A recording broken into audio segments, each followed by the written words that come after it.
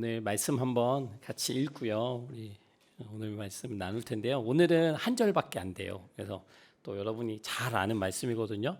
우리 함께 일어나셔서 우리 고린도후서 5장 17절 말씀을 한 목소리로 읽어 보겠습니다. 뭐 외울 수도 있겠네요.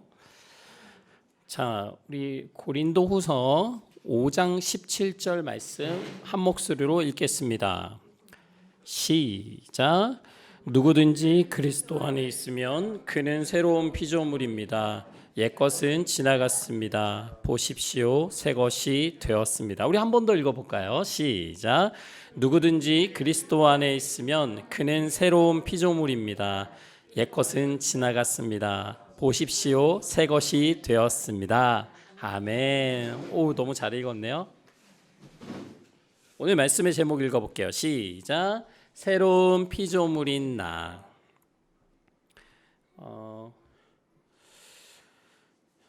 여러분, 피조물이 뭐죠? 피조물.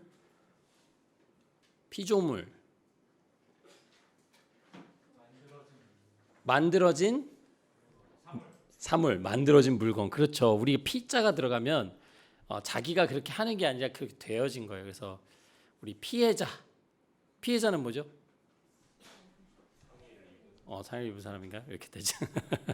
자, 오늘 말씀은 새로운 피조물이 납니다. 지금 최호 형제님이 너무 잘 말씀해 주셨는데 만들어진 거래요. 만들어진 무언가. 그런데 피조물인 나, 그러니까 우리잖아요. 우리인데, 그런데 그것이 그냥 피조물이 아니라 새로운 피조물이래요. 오늘 우리가 함께 보신 말씀의 17절에 그는 누구든지 그리스도 안에 있으면 그는 새로운 피조물입니다. 옛것은 지나갔습니다. 보십시오, 새 것이 되었습니다. 여러분 이 말씀 많이 들어보셨죠? 어릴 때부터 많이 들어보셨을 거예요.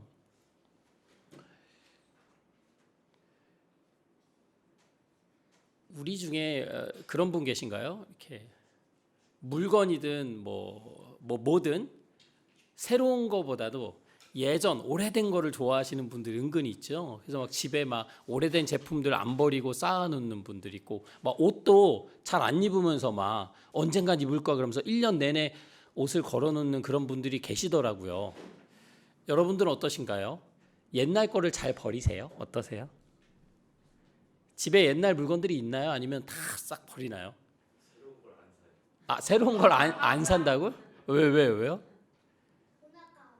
돈이 아까워? 돈이 아까워서? 1, 2년에? 입을 수 있으면 가능하면 옷도 입고, 물건도 오래 쓰고, 핸드폰도 잘 교체 안 하고. 그 왜 그런가요? 돈을 아끼려고 그런 건가요? 아니면 관심이 없어요? 새로운 것에 대한. 그냥 옛날 게 근데 쓰던 게 좋고 익숙한 게 좋으시고.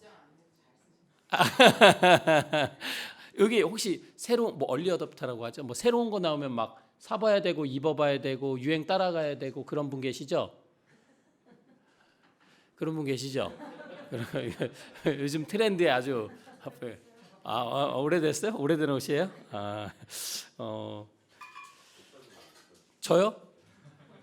저는 저야말로 옛날 거를 좋아해서 고등학교 2학년 때 1학년 때 어머니께서 사주신 골덴 마이? 요즘 그런 표현을 쓰나요? 골덴 마이가 있어요. 근데 제가 그게 너무 그 입을 때마다 고등학교 때 생각이 나니까 너무 좋은 거예요.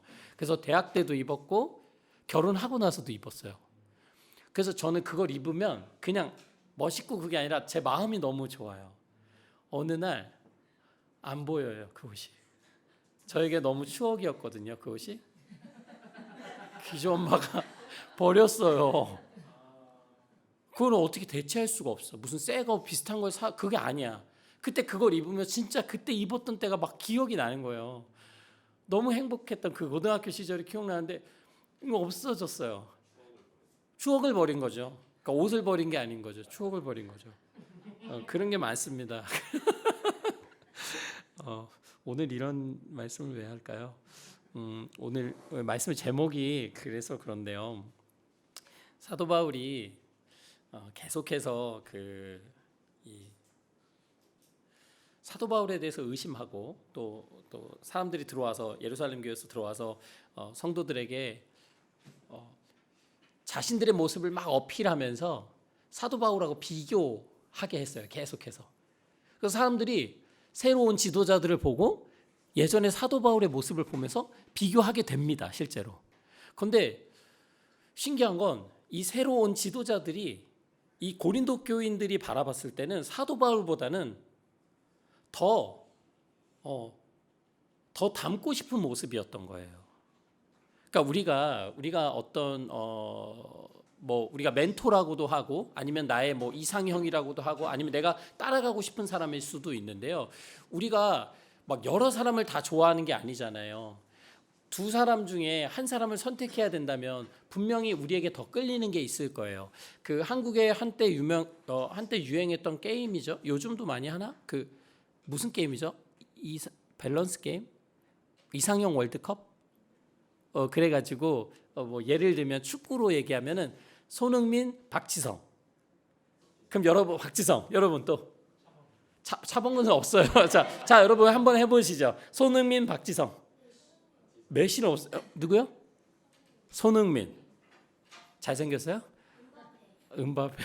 이렇게 둘 중에 한 사람을 골라야 된다면 이렇게 박지성을 선택하는 분도 있고 손흥민을 선택하는 분도 있어요. 둘 중에 하나를 선택해야 된다면 더 마음에 끌리는 사람을 선택하게 되겠죠.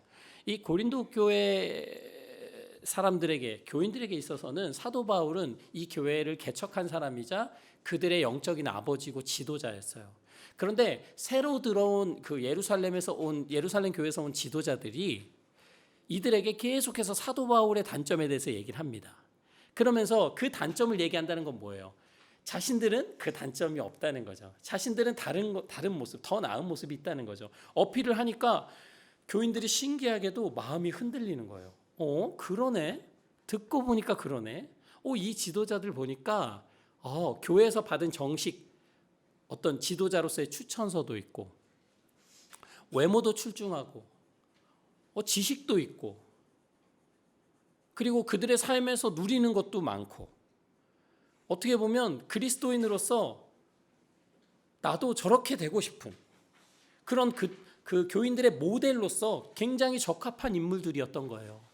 그러니까 마음이 흔들릴 수밖에 없죠. 이런 거예요. 방금 손흥민, 박지성 한 것처럼 여러분 사도 바울처럼 살고 싶어요? 아니면 예루살렘에서 온 이 지도자들처럼 살고 싶어요? 둘 중에 선택하라고 하면 여러분 어떤 삶을 선택하고 싶으세요? 사도 바울처럼 살고 싶으세요?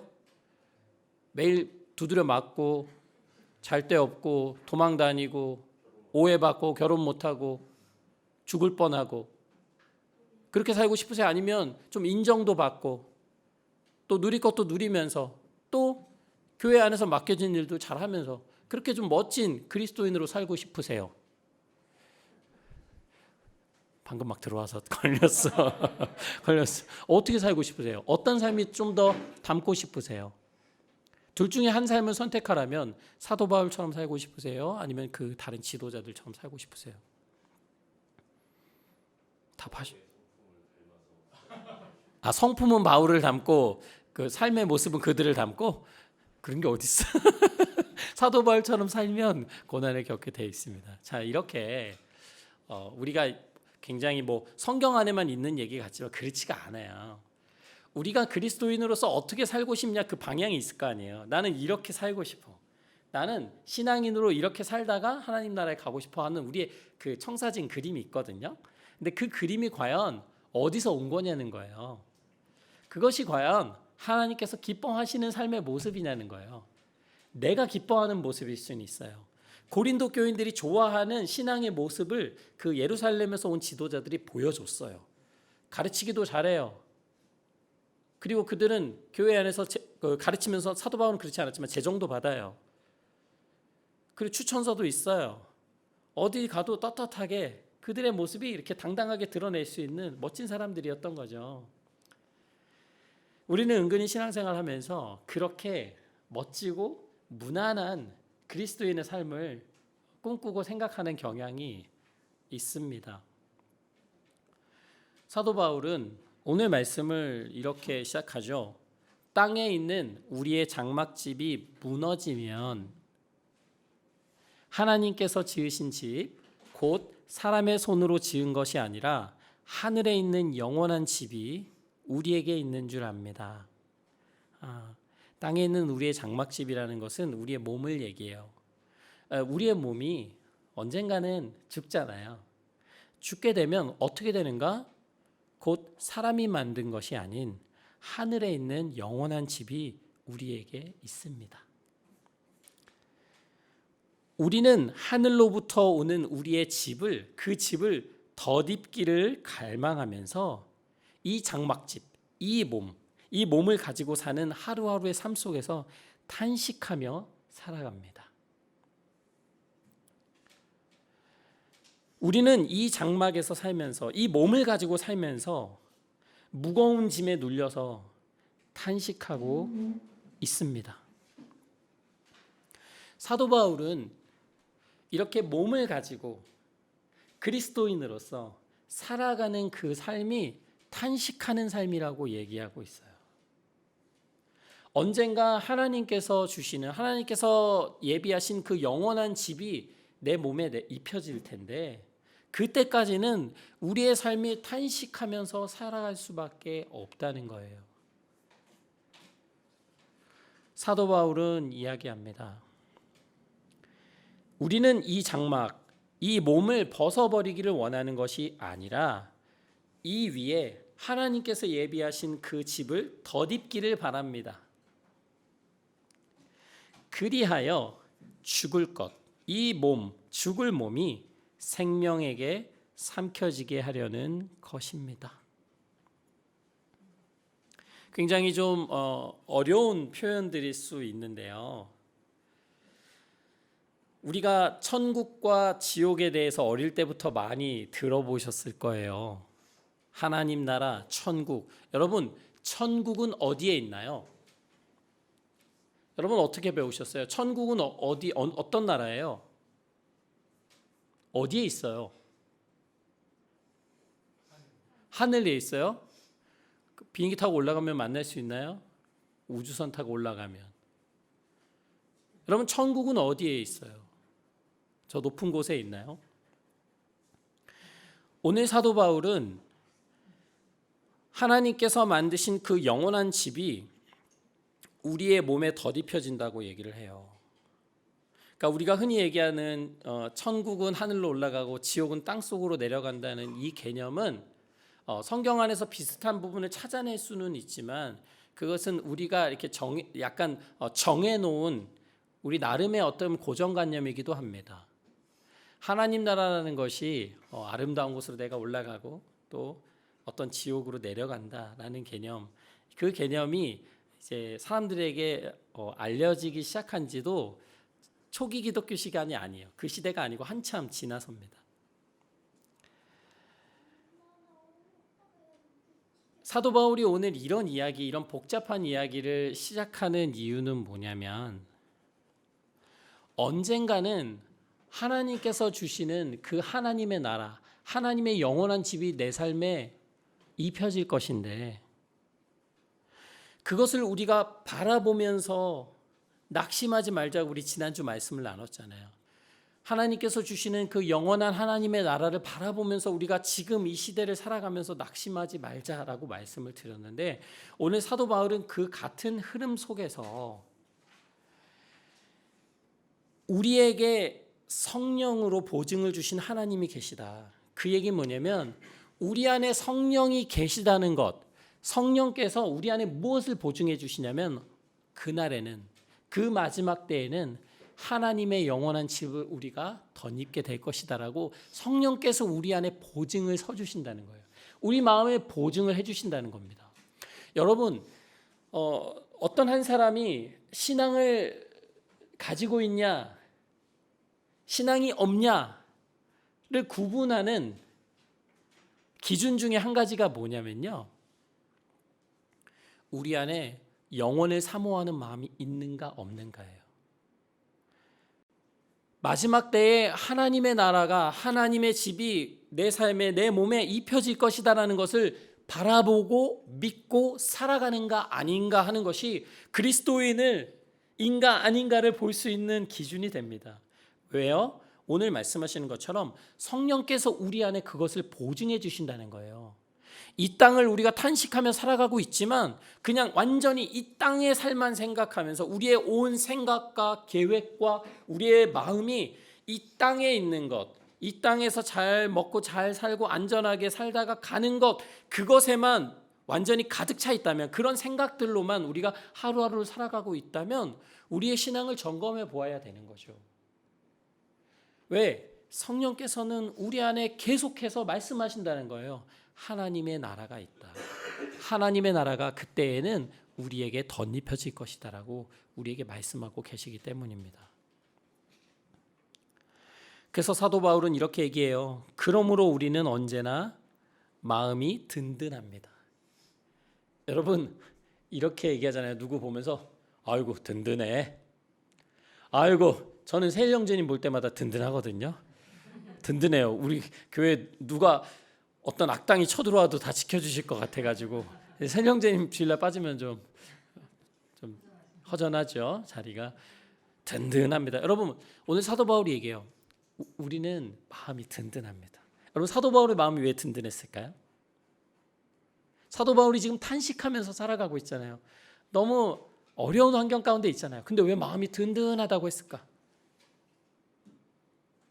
여러분 마음이 왜 든든할까요? 우리는 언제나 마음이 든든하대요. 뭐가 있길래 그렇게 든든할까요? 오늘 뭐 비대면 예배인가요? 저 오늘 왜 이렇게 오늘 어렵나? 질문이요? 어렵죠 조금. 든든하다고 했는데 여러분 마음이 든든하신가요? 사도 바울이 얘기해요. 지금 내가 어려움을 겪고 있지만 언제나 우리의 마음은 든든하다. 그건 뭐냐면 성령께서 계속해서 마음속에 말씀해 주신다는 거예요. 성령께서 계속해서 이 땅에서 벌어지는 일들에만 내 마음을 빼앗기지 않도록 그 마지막 날에 덧입혀질 그 하나님의 나라를 바라볼 수 있도록 성령께서 계속 보증해 주신다는 거예요. 말씀해 주신다는 거예요. 그렇기 때문에 지금 나의 환경은 너무나 힘들고 답답하지만 계속해서 하나님이 약속하신 그날을 바라보는 그 소망을 가지고 있기 때문에 마음이 든든하다는 얘기를 하는 거겠죠.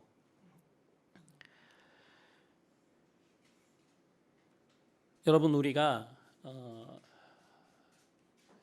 신앙생활을 할 때에 그렇게 표현해요.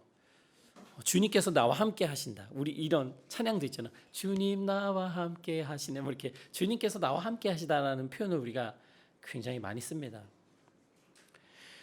그런데 삶 속에서 일상 가운데서 주님께서 나와 함께 하신다는 것을 느끼지 못할 때가 솔직히 너무 많아요. 많은 게 아니라 뭐 거의 월화수목금토는 주님이 안 계신 것 같아요. 여러분 그렇잖아요. 나 혼자인 것 같잖아요. 사도 바울도 오늘 이야기해요. 우리가 육체의 몸을 입고 살고 있는 동안에는 주님에게서 떠나서 살고 있음을 압니다. 물리적으로는 하나님이 계신 그 하나님의 나라, 그 나라와 우리가 떨어져서 지낸다는 거예요. 이 땅에서 살 때는. 그렇지만 우리는 믿음으로 살아가지 내가 보는 것에 따라서 내 환경에서 벌어지는 것에 따라서 살아가지 않습니다. 다시 한번 고백합니다. 우리는 마음이 든든합니다. 우리는 차라리 몸을 떠나서 주님과 함께 살기를 바랍니다. 이것이 오늘 사도 바울의 고백입니다. 그러니까 사도 바울이 살아가는 삶에 가장 중요했던 가치관은 바로 뭐였냐면 하나님의 나라를 바라보면서 오늘 하루를 살아가는 거예요. 그러니까 오늘 하루를 바라보면서 살아가는 게 아니에요. 이 안에서 어떻게 인정받고 어떻게 행복을 누리고 어떻게 안전을 누리고 어떻게 오늘 하루 만족한 삶을 살아갈까? 그것이 그의 삶의 목적이었다면 사도 바울이 이렇게 살아가면 안 되죠. 그러면 그 예루살렘에서 온 지도자들처럼 계속 안전한 삶을 추구하고 인정받는 삶을 추구하고 사람들이 좋아하는 그 길을 따라서 가야죠. 그런데 사도 바울이 그렇지 않다는 거예요. 우리는 믿음으로 살지 보는 것에 따라서 살아가는 것 아닙니다. 우리는 차라리 몸을 떠나서 주님과 함께 살기를 바라. 사도 바울의 마음 안에는 그냥 이 모든 삶을 내려놓고 정말 하나님 곁에 가고 싶은 그 마음이 있었다는 거예요. 여러분, 제가 한번 질문해 볼게요. 저 자신에게도 마찬가지고. 이게 그 8절의 고백인데요. 차라리 몸을 떠나서 주님과 함께 살기를 바라는 분 여러분 계신가요? 지금이라도 주님 앞에 가서 주님과 함께 있기를 바라는 분, 마음의 손을 들어보세요. 아무도 안 드셨네요. 마음에 들었어요? 여러분 정말 지금 이 삶을 떠나고 이 육신의 장막을 벗어버리고 하나님과 함께 살기를 원한다라는 이 사도 바울의 고백을 똑같이 공감하고 할 수 있는 분 혹시 계신가요? 사도 바울이 어떻게 이런 고백을 할 수 있었을까?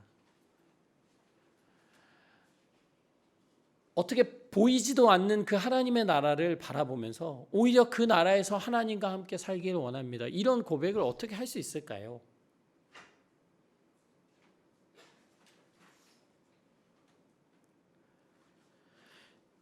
여러분 우리가 이 땅을 살아가면서 하나님을 바라보고 하나님의 나라를 바라보고 믿음으로 하루하루를 살아가는 훈련을 하지 않는다면 절대로 이러한 고백은 나오지 않아요. 일상 가운데서 하나님을 바라보고 하나님을 붙들고 살아가는 훈련을 하지 않는 사람이 하나님 나라에 가서 하나님과 함께 살기를 원하지 않죠. 여러분 제가 오늘 말씀 처음에 물어봤습니다. 천국은 어떤 곳인가요? 어떻게 가나요? 이런 질문을 했는데 많은 분들이 천국을 이렇게 이해하더라고요. 행복한 모든 것이 보장되는 곳. 내가 사랑하는 사람 다 만나고 내가 좋아하는 거 다 누리고 맛있는 거 다 먹고 그냥 우리가 흔히 생각하는 그 만족과 행복의 끝판 그것이 천국이라고 많은 분들이 생각해요. 보석이 깔려 있고 정말 이 땅에서 우리가 상상할 수 있는 좋은 것들이라는 것은 다 있는 곳. 그것이 천국이라고 생각합니다. 여러분 그것은요. 지극히 인간 중심적인 상상이에요. 우리 중심적인 천국이에요.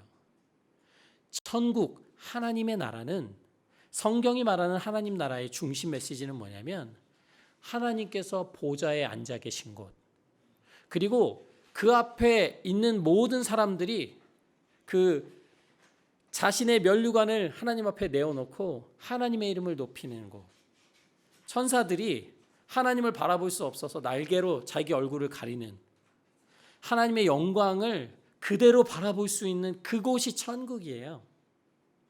내가 행복하고 내가 좋은 집에 이 땅에선 비록 내가 10평짜리 오피스텔에 살았지만 천국 가면 뭐 100평짜리 집을 얻어가지고 막 이런 말씀하시는 분들도 있는데 그것은 아니죠. 하나님의 나라는 하나님을 바라볼 수 있고 하나님의 영광을 경험할 수 있고 그 하나님을 영원히 찬양하면서 그 하나님과 교제할 수 있는 곳이죠. 근데 사도 바울이 지금 그러한 곳으로 가고 싶다고 이야기하는 것은 뭐냐면 이 땅을 살아가면서 사도 바울이 끊임없이 그 하나님을 바라보고 그 하나님과 교제하고 하나님의 말씀대로 살아가려고 애를 썼다는 거예요. 그래서 그 하나님과 함께하는 것이 얼마나 귀한 삶인지를 사도 바울이 이미 이 땅 속에서 경험을 하고 있기 때문에 이런 고백을 할 수 있는 거죠. 아직 이런 경험이 없고 이런 것이 무엇인지 모르는 사람들은 어떤 고백을 하냐면 교회를 다니면서도 주님 제가 조금만 더 살다 갈게요. 적어도 취업은 하고 가야 되지 않습니까? 적어도 결혼은 하고 가야죠. 적어도 애는 낳고 아니면 내 집 마련 정도는 하고 조금 누리고 가야죠. 이렇게 생각하는 분들이 많죠. 사도 바울은 이렇게 이야기합니다. 그러므로 우리가 몸 안에 머물러 있든지 몸을 떠나서 있든지 우리가 바라는 것은 주님을 기쁘게 해드리는 사람이 되는 것입니다. 우리가 이 땅에 살든지 아니면 하나님 나라에 가든지 우리가 바라는 그 유일한 한 가지는 뭐냐면 주님을 기쁘시게 해드리는 사람이 되는 거예요. 여러분, 우리의 삶의 목적이, 우리의 삶의 방향이 무엇인지를 사도 바울은 명확하게 얘기하고 있어요. 그 예루살렘에서 온 지도자들이 교인들의 마음을 정말 흔들어 놓을 때 사도 바울이 딱 하는 얘기 한마디 이거예요.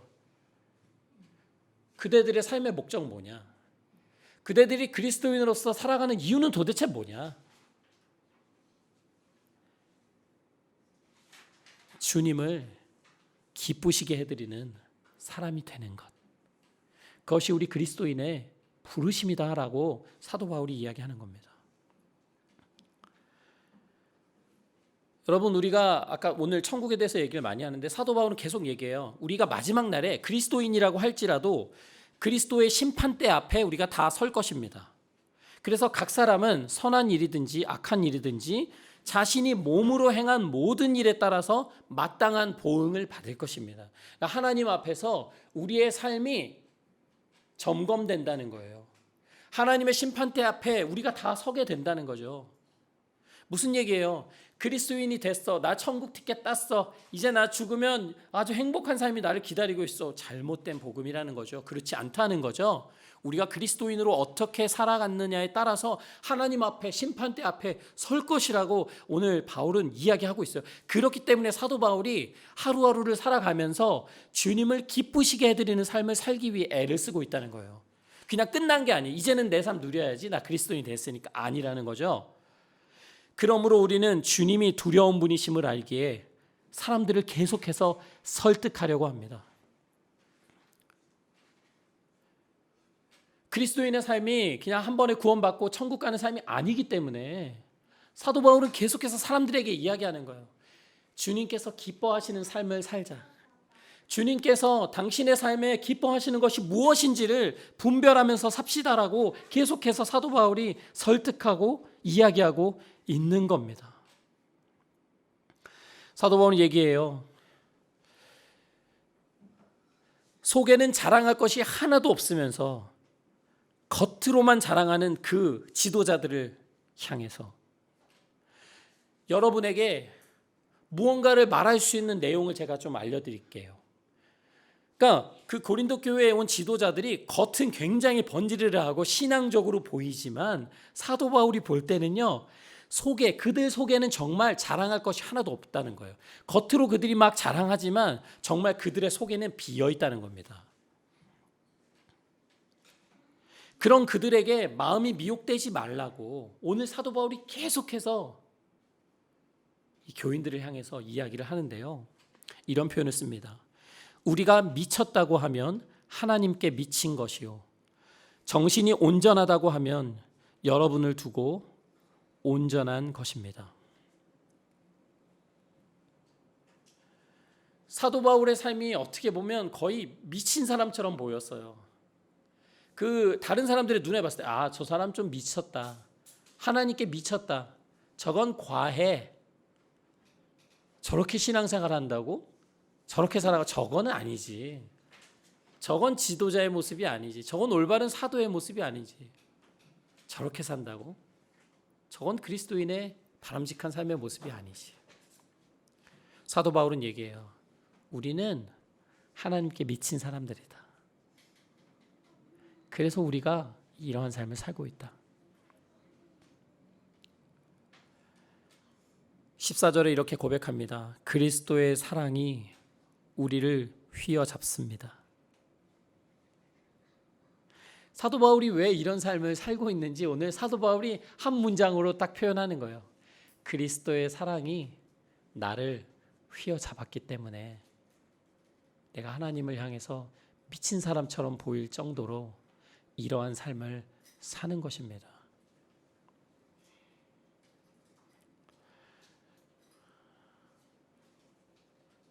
우리가 확신하기로는 한 사람이 모든 사람을 위하여 죽으셨으니 모든 사람이 죽은 셈입니다.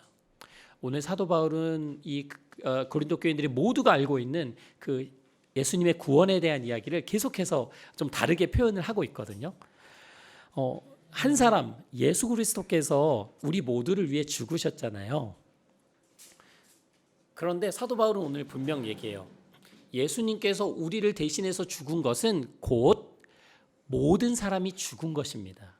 그러니까 예수님께서 십자가에 죽으신 그 사건은 예수님께서 우리를 대신하셔 죽으신 거잖아요. 그러면서 우리 또한 십자가에 달려 죽은 것이다라고 말하고 있어요.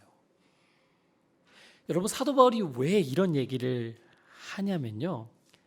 그 바로 다음 절에서 이렇게 이야기하죠. 그런데 그리스도께서 모든 사람을 위하여 죽으신 것은 이제부터는 살아있는 사람들이 자기 자신들을 위하여 살아가도록 하려는 것이 아니라 자기들을 위하여서 죽으셨다가 살아나신 그분을 위하여 살아가도록 하려는 것입니다. 여러분, 예수님의 십자가 사건이 나의 죄를 대신 지시고 나를 구원해 주시고 나를 하나님의 나라로 이끄시기 위한 하나님의 구원의 행위였습니다. 우리가 그것까진 잘 알고 있는데요. 오늘 사도 바울은 명확하게 얘기해요.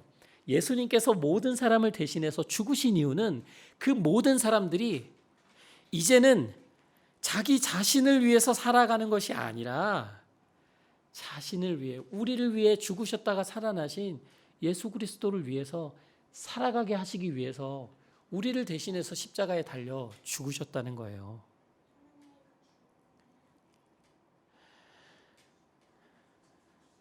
여러분, 이러한 이야기 속에서 오늘 우리가 함께 본 17절 말씀, 누구든지 그리스도 안에 있으면 그는 새로운 피조물입니다. 옛것은 지나갔습니다.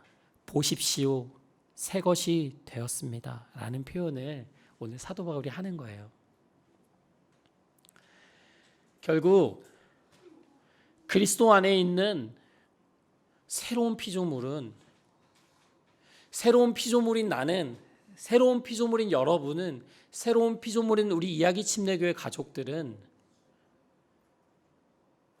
옛것을 지나보내고 떠나보내고 새로운 삶, 새로운 것으로 하나님 앞에서 살아가야 된다는 말씀을 사도 바울이 하고 있는 거예요. 옛것이 지나갔다는 것은 무슨 말이겠어요?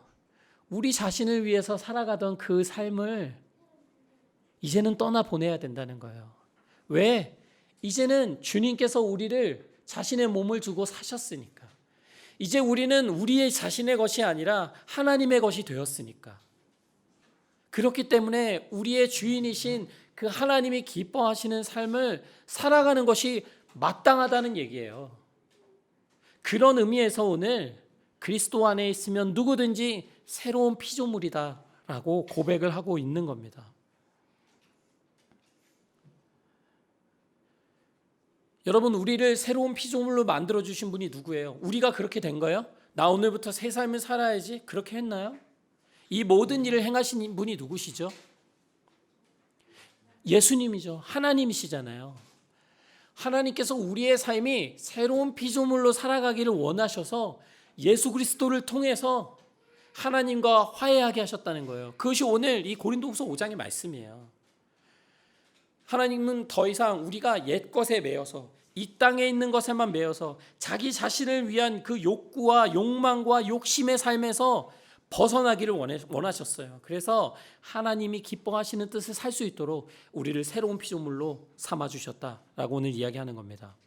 사도 바울은 얘기해요. 이 모든 것이 하나님에게서 났습니다. 하나님께서는 그리스도를 내세우셔서 우리를 자기와 화해하게 하시고 또 우리에게 화해의 직분을 맡겨주셨습니다. 곧 하나님께서 사람들의 죄과를 따지지 않으시고 화해의 말씀을 우리에게 맡겨주심으로써 세상을 그리스도 안에서 자기와 화해하게 하신 것입니다. 사도 바울은 마지막에 이렇게 고백합니다. 주님께서, 예수 그리스도께서 우리를 보내셨습니다. 우리는 예수 그리스도의 사절입니다. 보냄을 받은 사람입니다. 하나님께서는 우리를 시켜서 여러분에게 이것을 꼭 전하라고 하십니다.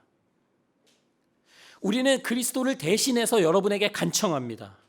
그 내용이 뭐냐면요, 오늘 20절에 나오는 여러분은 하나님과 화해하십시오.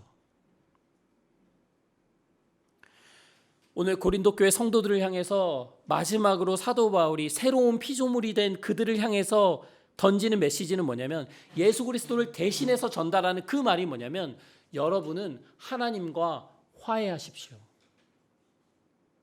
여러분 하나님과 화해하셨나요? 여러분 하나님과 화해하셨어요? 다투셨어요? 오늘 뭐 안 좋은 일 있으셨어요? 누구랑 다투고 오셨나요? 집에서?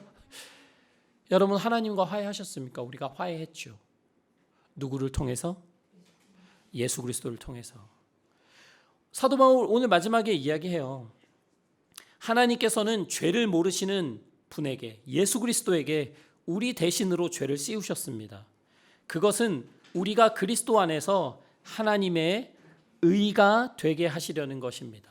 오늘 다소 어려운 표현과 내용들이 많이 나오지만 사도 바울이 계속해서 고린도 교회 가족들에게 하고 싶었던 얘기는 뭐냐면, 우리가 옳은 모습, 우리가 온전하기 때문에, 우리가 겉으로 봤을 때 멋있어 보이기 때문에, 예루살렘 지도자들이 보여주는 그런 삶처럼 나름 젠틀하고 나이스한 그런 그리스도인으로 살아가기 때문에가 아니라, 우리의 어떠함 때문이 아니라 우리의 죄를 대신 지신 예수 그리스도, 그 안에서, 그 용서하심 안에서, 그 희생하심 안에서 우리가 하나님의 의가 되었다는 거예요. 우리가 의로워서가 아니라 예수 그리스도를 통해서 우리가 하나님의 의가 되었다는 거예요. 무슨 말이에요? 우리는 의롭지 못하지만 예수 그리스도를 통해서 하나님께서 우리를 의로운 사람으로 받아주신다는 거죠. 그러니 어떻게 해요? 우리 하나님 앞에 날마다 나아가서 하나님과 화해하라는 거예요. 예수 그리스도를 붙들고 날마다 하나님께 가까이 나아가라는 거예요. 그러면서 하나님께서 기뻐하시는 삶이 무엇인지를 발견하고 그 삶을 하루하루 살아가라는 거예요. 하나님과 먼 사람처럼, 마치 무서운 선생님 앞에서 살아가는 사람처럼 오늘도 하나님 앞에서 잘 살아야지, 똑바로 살아야지, 실수하지 말아야지, 그런 것이 아니라 예수 그리스도를 붙들고 연약한 모습 그대로 하나님 앞에 나아가서 하나님께서 기뻐하는 삶이 무엇인지를 날마다 고민하면서, 하나님의 사랑이 우리를 휘어잡는다고 말한 사도 바울의 고백처럼 그 하나님의 사랑으로 우리가 많이 채워져서 그 사랑에 대한 보답으로 날마다 하나님께서 기뻐하시는 삶을 살아가라는 얘기입니다. 사랑하는 이야기 침례교회 가족 여러분, 오늘 말씀을 마치면서 저도 오늘 말씀 준비하면서 이 부분이 제일 마음에 걸렸어요. 사도 바울이 고백하잖아요.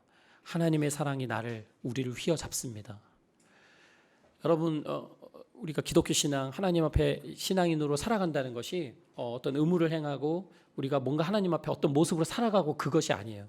그것이 아니고 하나님의 사랑이, 하나님의 그 큰 사랑이 나의 삶을 휘어잡는 거예요. 나의 삶을 둘러싸는 거예요. 그렇기 때문에 우리의 삶을 기꺼이 하나님 앞에 드리는 거예요. 우리의 삶을 기꺼이 다른 사람이 볼 때는 좀 이상하다, 너 미쳤니? 너 좀 과하다? 라고 보일지라도 하나님 앞에 그 사랑에 우리가 응답해서 우리의 삶을 하나님이 기뻐하시는 삶으로 드리는 겁니다. 저는 저와 우리 이야기집 내교회 모든 가족들이 하나님의 사랑, 그 크신 하나님의 사랑을 온전히 누릴 수 있었으면 좋겠어요. 그 사랑을 의지해서, 그 예수 그리스도를 의지해서 하나님 앞에 나아가기를 두려워하지 않고 날마다 하나님 앞에 화해하며 날마다 하나님과 더 가까워지며 주님이 기뻐하시는 삶을 사는 여러분 됐으면 좋겠습니다. 우리 함께 기도하겠습니다. 시간 기도하실 때는 하나님,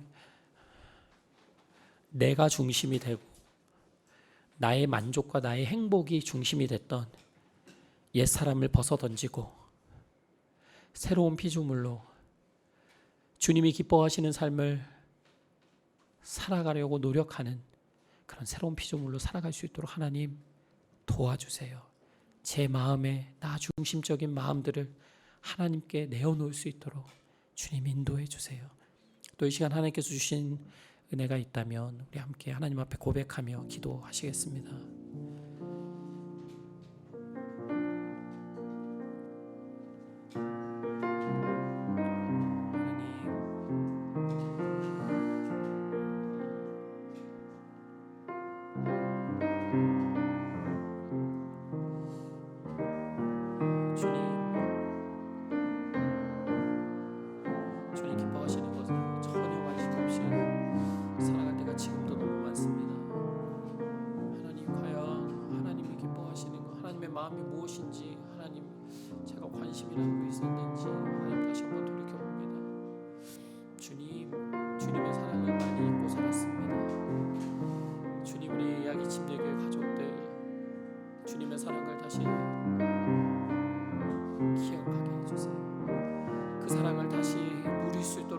도와주세요.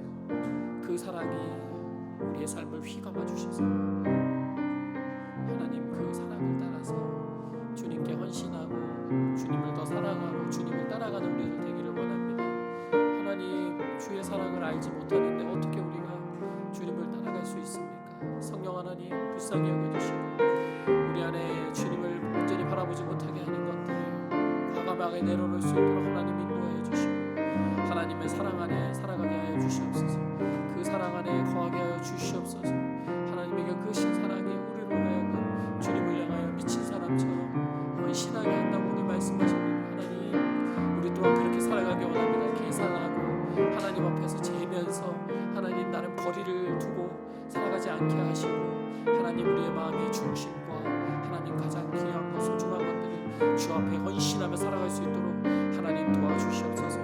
하나님 우리 이야기 침례교회 가족들 마음 안에 있는 우상들이 있습니까? 하나님께서 원하시지 않는 모습들이 있습니까? 자기 중심적인 삶이 있습니까? 주 앞에 내려놓게 하시옵소서. 주 앞에 내려놓게 하여 주시옵소서. 성령님 주의 영광과 주의 은혜로 채워주시옵소서. 예수 그리스도를 의지하며 주님을 의지하며 하나님 앞에 담대히 나갈 수 있는 우리를 될 수 있도록 성령님 인도하여 주시옵소서. 하나님께 나가지 못하게 하는 온갖 사단의 방해들 우리 마음의 장애들 성령님 모든 것들을 벗겨주시고 주 앞에 온전히 나아갈 수 있기를 간절히 원합니다. 주님 의지하며 하나님을 살아갈 수 있도록 도와주시옵소서. 하나님 주님께서 바라시는 새로운 피조물로 살아가길 원합니다. 주님을 기뻐하는 삶 살기 원합니다. 하나님께서 기뻐하신 삶을 추구하며 살아가길 원합니다. 하나님 그 속에서 기쁨 누리며 살아가길 원합니다. 하나님 인도하여 주시옵소서. 하나님 인도하여 주시옵소서. 오 주님 인도하여 주시옵소서. 하나님 다스려 주시옵소서. 예 주님, 예 주님, 예 주님, 주님, 주님, 주님.